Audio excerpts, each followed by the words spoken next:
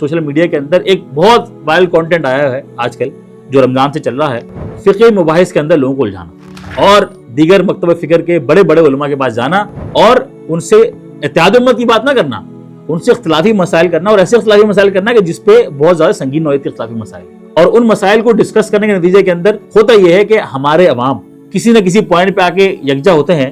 وہ لوگوں سے الگ ہونا شروع ہوتا ہے۔ جیسا کہ ہم جانتے ہیں اکتوبر 2023 سے مسلمانوں پر وحشیانہ بمباری جاری ہے، اور یہ وہ موقع ہے کہ جس کے بعد سے ہم نے دیکھا کہ دنیا میں چاہے مشرق ہو یا مغرب، تمام جگہوں سے مسلمانوں نے ایک ہونے کا ثبوت دیا، لیکن مسلم حکومتیں جو ہیں وہ ظاہر ہے بے حسی کا شکار ہیں، لیکن جو مسلمان ایز اے امت ہے اس پر ہم نے بھرپور اتحاد امت کا ساتھ دیا۔ لیکن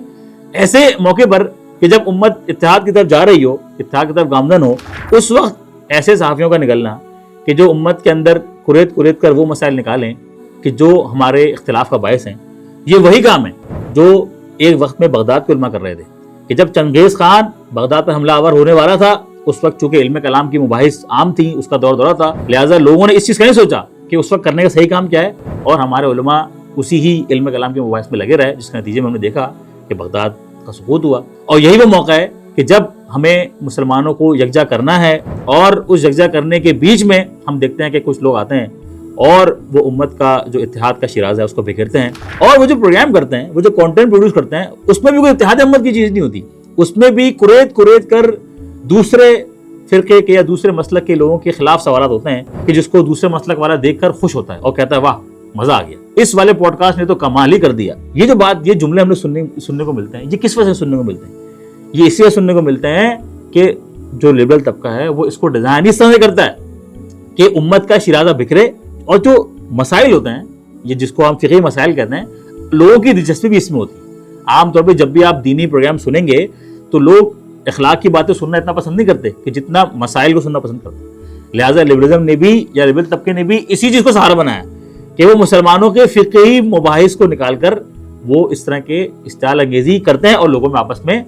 دوریاں پیدا کرتے ہیں۔ جو لوگ مخلص ہیں، اپنے فرقے سے مخلص ہوں گے یا اپنے مسلک سے مخلص ہوں گے، ان سے بھی گزارش ہے کہ وہ بھی اس طرح کی چیزوں کو سننے کو اس کو اتنی اہمیت نہ دیں، اور مخالف فرقے کے حوالے سے کوئی نیگیٹو پوائنٹ آ جائے تو اس کو سن کر اتنا خوش مت ہو۔ جیسے کہ ہم جانتے ہیں کہ مزاحمت جاری ہے، تو ہمارے لیے کرنے کا کام یہ ہے کہ ہم ان مزاحمت کرنے والوں کے ہاتھ اور مضبوط کریں، بجائے کہ ہم ان فقہی مباحث میں پڑھ کر ایک نئی انتشار کو ہوا دیں۔ جب مسلمانوں سے سلطنت کی چھتری چھن گئی، جب ہماری سلطنت عثمانیہ ختم ہو گئی اور مسلمان ایک خلافت کی چھتری سے نکل گئے،